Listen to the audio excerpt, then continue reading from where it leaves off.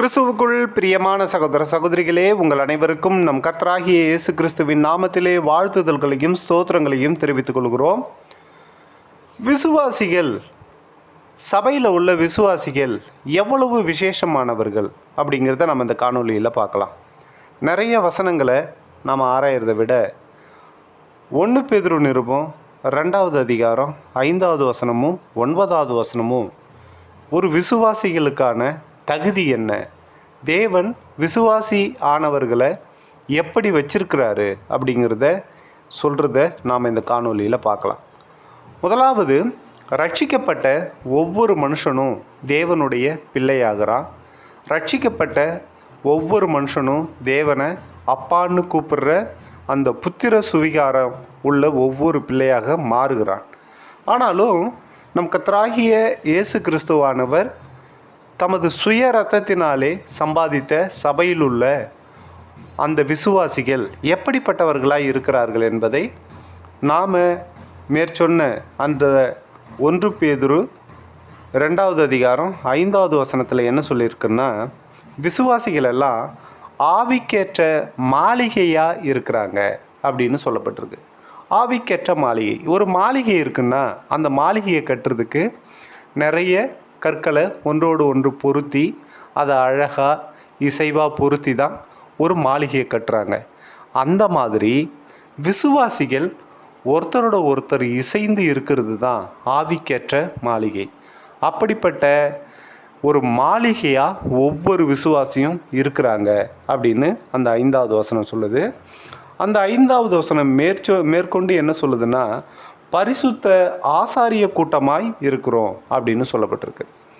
நாம் ஏற்கனவே பழைய ஏற்பாட்டை வாசித்து பார்க்கும்போது லேவி கோத்திரத்தில் பிறந்தவர்கள் தான் ஆசாரிய பணியை செய்ய முடியும், மற்ற கோத்திரத்தார் அந்த ஆசாரிய பணியை செய்ய முடியாது இஸ்ரவேல் வழிமுறையில் அப்படின்னு பழைய ஏற்பாடு தெளிவாக விளக்கி இருக்கும்.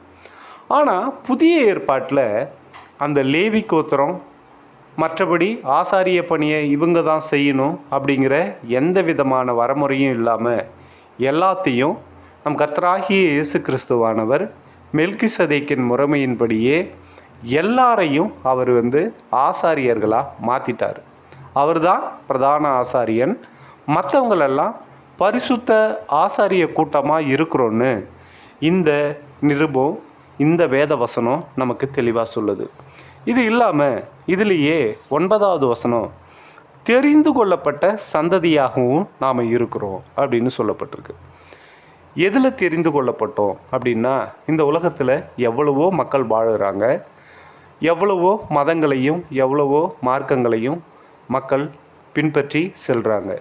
ஆனாலும் நாம் நம் கர்த்தராகிய இயேசு கிறிஸ்துவானவர் மேலே வச்ச விசுவாசத்தின் அடிப்படையில் எப்போ ரட்சிக்கப்படுறோமோ அப்போது இந்த உலகத்திலிருந்து நாம் தேர்ந்தெடுக்கப்படுறோம். அப்படிப்பட்ட சந்ததியாக விசுவாசிகள் இருக்கிறாங்க அப்படின்னு அந்த 9வது வசனத்தோடைய முதல் பகுதி சொல்லுது. அடுத்தது, ராஜரீக ஆசாரிய கூட்டமாக இருக்கிறோம் அப்படின்னு சொல்லப்பட்டிருக்கு.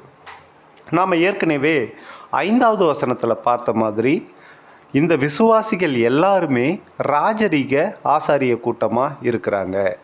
இதில் இவர் தான் பெரியவர், அவர் தான் சின்னவர் அப்படின்னு எந்த வேறுபாடும் கிடையாது.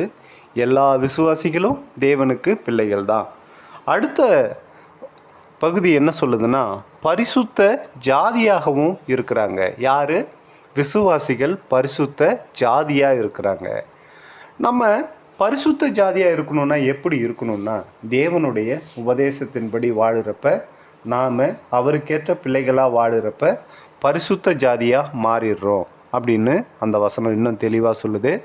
அந்த வசனத்தோடைய கடைசி பகுதி, அவருக்கு சொந்த ஜனமாக இருக்கிறோம் அப்படின்னு சொல்லப்பட்டிருக்கு. நல்லா கவனித்து பார்த்திங்கன்னா, நாம் நம்ம நண்பர்கள், நம்ம உறவினர்கள், இவங்க கூட இருக்கிற நெருக்கத்தை மற்றவங்கள்ட்ட காட்ட மாட்டோம் உலகப்பூர்வமாகவே. அப்படி பார்த்தால் கூட இந்த வேத வசனத்தின்படி நாம் தேவனுக்கு சொந்த ஜனமாக இருக்கிறோம். அப்படின்னா விசுவாசிகள் எல்லாம் தேவனோட சொந்தக்காரங்களாக இருக்கிறாங்க, தேவனுக்கு பிள்ளைகளாக இருக்கிறாங்க அப்படிங்கிறத தெளிவாக தெரியலாம்.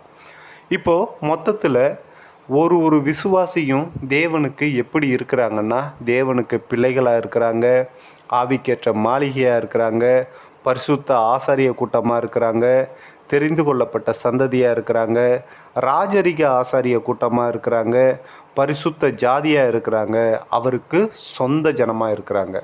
ஒவ்வொரு விசுவாசிக்கும் இவ்வளவு தகுதிகளை தேவன் கொடுத்து உயர்த்தி வச்சிருக்கிறாரு. அந்த தேவன் கொடுத்த அந்த இடத்த நாம் தக்க வச்சு நாம் பரலோகத்துக்கு சென்று சேர்ந்து அவரோடு நித்திய ஜீவனில் வாழ்வதற்கு முயற்சி செய்வோம். இந்த காணொளி உங்களுக்கு பிடித்திருந்தால் லைக் பண்ணுங்கள், ஷேர் பண்ணுங்கள். எங்களுடைய உபதேசங்கள் உங்களுக்கு பிடித்திருந்தால் எங்கள் சேனலை சப்ஸ்கிரைப் பண்ணுங்கள். எங்களிடத்தில் ஏதாவது மாற்று கருத்துக்கள் இருந்தால் கமெண்ட் பகுதியில் வந்து சொல்லுங்கள். இதுவரை காதுள்ளவர்களாய் கேட்டதற்கு நன்றியுடன் கூடிய ஸ்தோத்திரங்கள். தேவன் உங்களை ஆசீர்வதிப்பாராக. ஆமேன்.